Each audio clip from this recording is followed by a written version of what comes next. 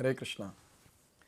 So Krishna spoke about the demigod worshippers, saying that these people are worshipping demigods, but actually they are worshipping me, but in a wrong way, avidhi purvakam.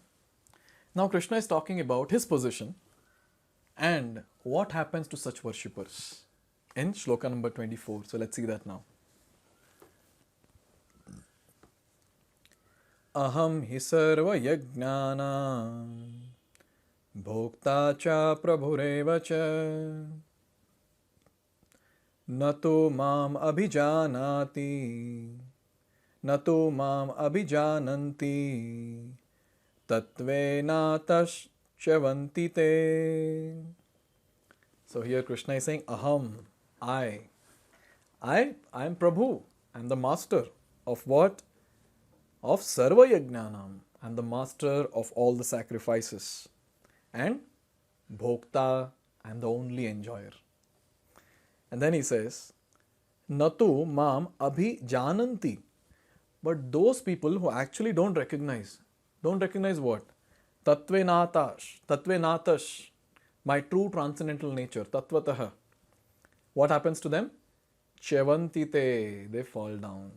Again, Krishna is making this statement, a very important statement, that the demigod worshippers fall. The ones who don't understand my position as the master of all sacrifices, the only enjoyer, such people, they actually fall. So this is again a very important point to note, that we need to understand Krishna tattvataha, in truth, in reality. It's not about we having our own opinions, we having our own, our own suggestions to understand the Supreme Personality of Godhead. No. What I feel, what I guess, what I have opinion about, that hardly matters, because we are the fallen souls in this age of Kali Yuga. So, what Shastras talk about, that is ultimate. What Krishna is talking about is ultimate. So when Krishna is saying that he is the only enjoyer and he is the master of all sacrifices, where is a question of thinking twice that is Krishna the only Supreme Personality of Godhead, or we have many more?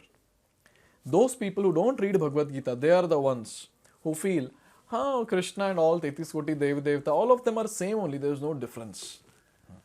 This basically goes on to say that we have not understood Krishna tattvataha, in truth, in reality. So this Bhagavad-gita verses where Krishna himself is speaking about himself and the Devi Devtas makes a lot of difference in the lives of devotees, because Krishna is speaking out of compassion. That why are you worshipping these people? They are all my agents only. You better worship me. I will deliver you. You surrender unto me. I will deliver you.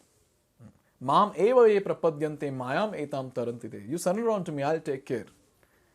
Sarva dharman parityajya mam ekam sharanam vraja. Just surrender unto me. What will I do? Aham tvam sarva papebhyo mokshayishyami masacha. I'll take care of all your sins. Why are you worrying? So these statements which Krishna is making about himself and the demigod worshippers, which is almost like a comparison, is not to prove that demigods are lower than him or whatever. Krishna is just telling about his position and making it very clear for all of us that we just worship him so that we go back home, back to Godhead, this very lifetime, without going here and there and falling again and again in this material world. Some important points from the shloka. Here it is clearly stated that there are many types of yajna, performances recommended in the Vedic literatures, but actually all of them are meant to satisfy the Supreme Lord. So yajna itself means that activity which is meant for satisfying Vishnu or Krishna. That is meant by yajna. And yajna is also another name of Vishnu. So in 3rd chapter of Bhagavad-gita, it is clearly stated that one should only work for satisfying yajna or Vishnu. The perfectional form of human civilization known as Varnashrama Dharma is specifically meant for satisfying Vishnu. So if we refer to Vedic scriptures and live our life in accordance to the Vedic scriptures, we'll understand that each and every activity is centered around Krishna, to satisfy Krishna. If we take some temple of old times, say we take Sri Rangam as a temple, or we take any other temple from ancient times, we will see that temple would be the center and everyone will be living around the temple. All the residents, they'll be living around the temple, and their only motive and only goal of staying around the temple would be just serving the Supreme Personality of Godhead. He is the center. Early morning they get up for what? For taking darshan of the Lord. They are cooking for whom? To go and offer it to the Lord.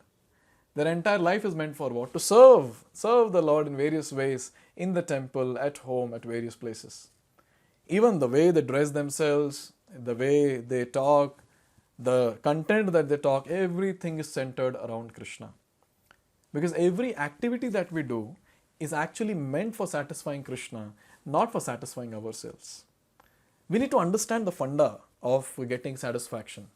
The funda of human life to get satisfaction is, we serve the Supreme Personality of Godhead. When He is satisfied, we will become satisfied.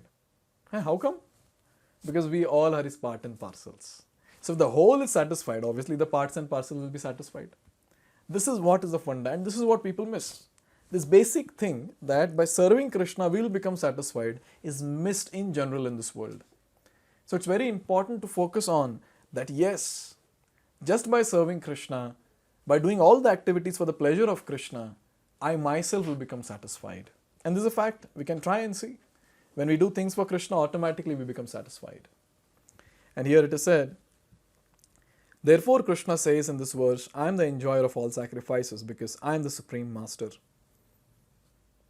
Less intelligent persons, however, without knowing this fact, worship demigods for temporary benefit. Therefore they fall down to material existence and do not achieve the desired goal of life. Why these demigod worshippers are called as less intelligent?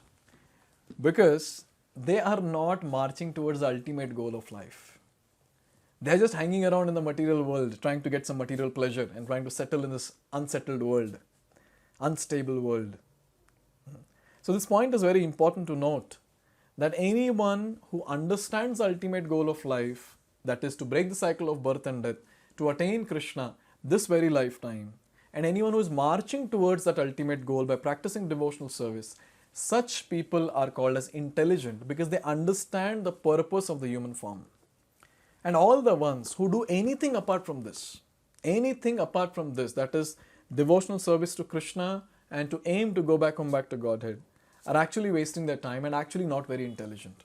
They didn't understand, or they are not understanding at all, what is the purpose of human form of life. Many times people ask us this question, that what is the purpose of human form of life? People are so confused. But the answer is given here. The purpose of life is to go back home back to Godhead, to Krishna. And finally here the statement is made that if, however, anyone has any material desire to be fulfilled, he had better pray for it to Lord Supreme Lord, although that is not pure devotion, and he thus will achieve the desired result. Okay, suppose I have some material desires. Okay, let me go to Krishna and ask.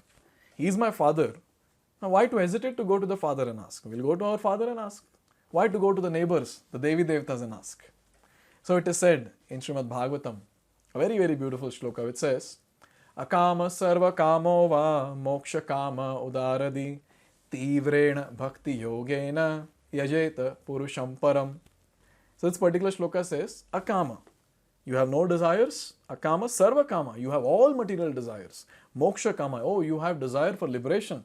What are we supposed to do? Only one way for all the three. That is tivrena bhakti yogena, intense devotional service. Yajeta purusham param. To whom? To Lord Krishna. That is param purusha.